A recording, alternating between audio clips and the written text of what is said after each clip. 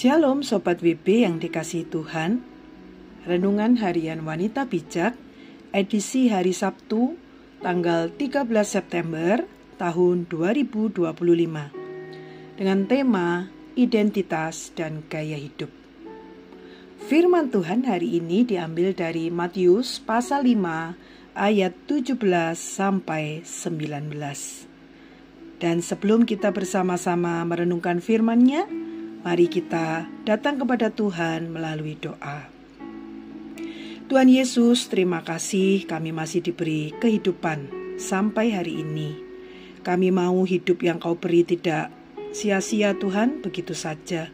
Kami mau hidup seperti yang Kau inginkan. Biarlah firman-Mu hari ini memimpin kami dan mendidik kami. Dalam nama Tuhan Yesus, amin.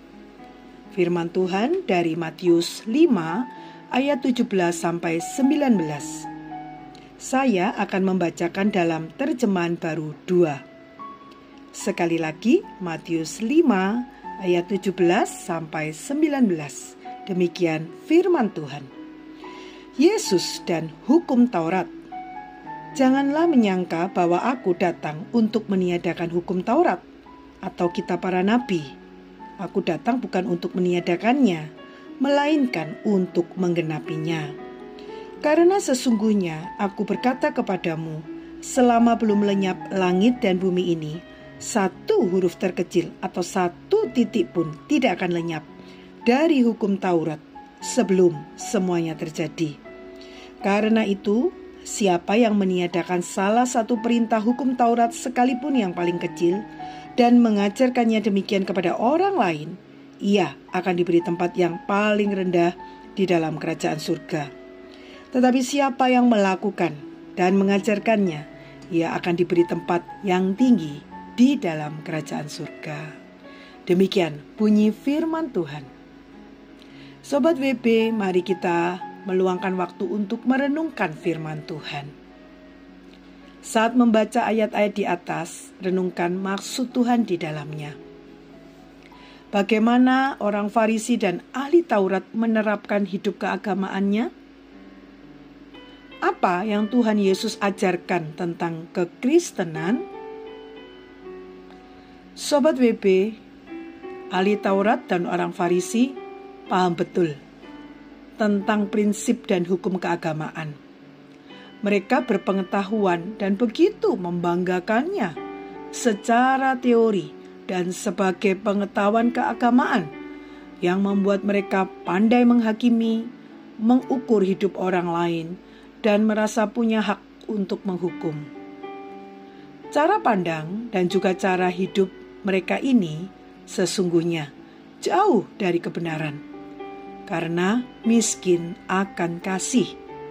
Mereka merasa tahu tentang Allah, tetapi sesungguhnya mereka tidak mengenal Allah.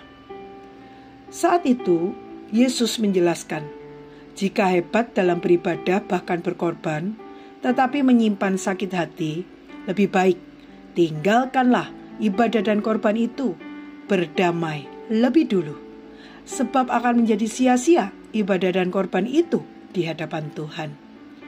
Perkataan Tuhan Yesus ini menjadi pelajaran bagi kita bahwa bukan seberapa banyak kita tahu dan hafal firman, tetapi bagaimana sikap dan perilaku kita dalam mempraktekannya sampai menjadi gaya hidup yang bisa dilihat.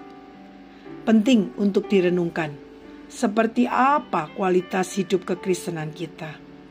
Kristen sejati menyatakan gaya hidup Yesus yang mengasihi dan membangun hidup orang lain.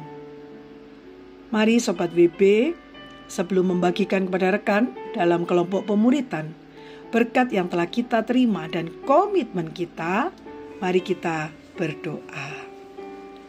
Tuhan Yesus, terima kasih untuk ajaran-Mu yang luar biasa.